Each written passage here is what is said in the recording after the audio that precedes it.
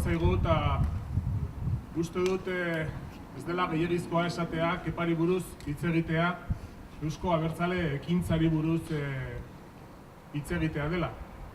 Eta Eusko Abertzale ekintzari buruz hitz egitea herri honen askatasunaren emari historikoari buruz hitz egitea dela, nik uste dut denok argi daukagula.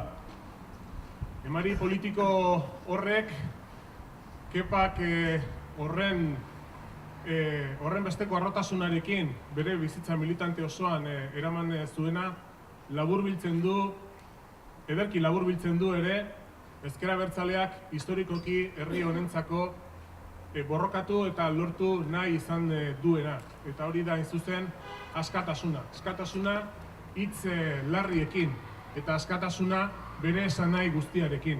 Askatasuna herri bezala eta Eusko Abertzale ekintza aitzindaria izan zen bezala, ezkerreko ikuspegi konprometitua, klase ikuspegia sartuta jakina herri honen aldeko borroka horretan. Eta nik uste dut, ezagutu genuenok, aitortu dezakegula Kepak ezin hobeki islatu zituela bere bizitza militante osoan zehar esan dudan bezala, Ezker Abertzalearen ikur izan du diren bi balore hoiek. Kepa, nire ustez, aurrean edo aurrerago beti egon ohi den Ezker Abertzaleko militante hoietako bat izan du da. Ezagutu dugunok hori behintzat esan dezakegula, uste dut inongo zalantzarik gabe. Aurrean edo aurrerago egon den hoietako bat. Arazoak daudenean, zer esanik ez daudenean, noski, baina arazoak daudenean beti burura etortzen zaizun horietako pertsona bat, badakizulako ez dizula hutsik egingo, eta beti esku bat botatzeko prest egongo dena. Eta nik uste dut, hori ez dela bakarrik Ilondoko laudorio bat. Ezagutu genuenok, badakigu zen olako konpromeso izan zen Kepak bere bizitzan zehar izan zuena, eta nik uste dut ez dela atzera urte asko egin behar horren lekukotasuna aurkitzeko. Eta horren lekukotasuna aurkituko dugu pentsatuta eta burura ekarrita oraindik ere inputatu gisa dagoela Auzitegi Nazionaleak ilegalizazio prozesuetan irekitako hoietako prozedura batean. Beraz, nik esango nuke gaur Keparekin joaten zaigula, hain zuzen gure borroka horren parte handi eta esanguratsu bat. Parte historikoa, jakina, esan dudan bezala, Kepa Eusko alderdi ekintzatik apartatzea guztiz ezinezkoa delako, eta horrekin batera jakina joaten delako Ezker Abertzalearen konpromisu biziaren parte esanguratsua.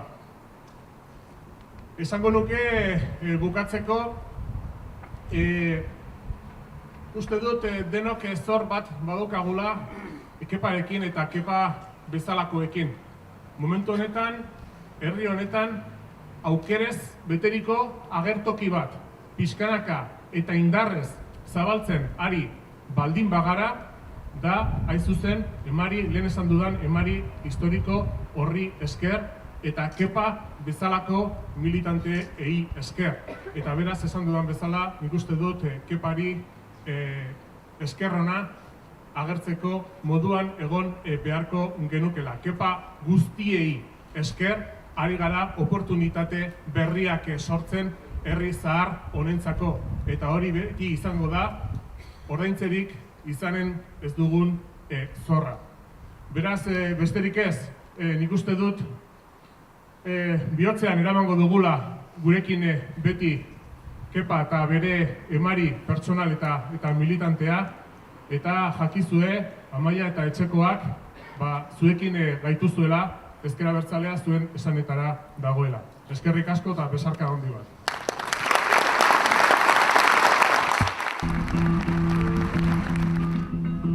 Eboak ebaki banizkion, neria izango zen, ez zuen alde ingo. Baina nonela, ez gehiago txoria izango, baina nonela, ez zen gehiago txoria izango, eta nik txoria nuen maite, eta nik txoria nuen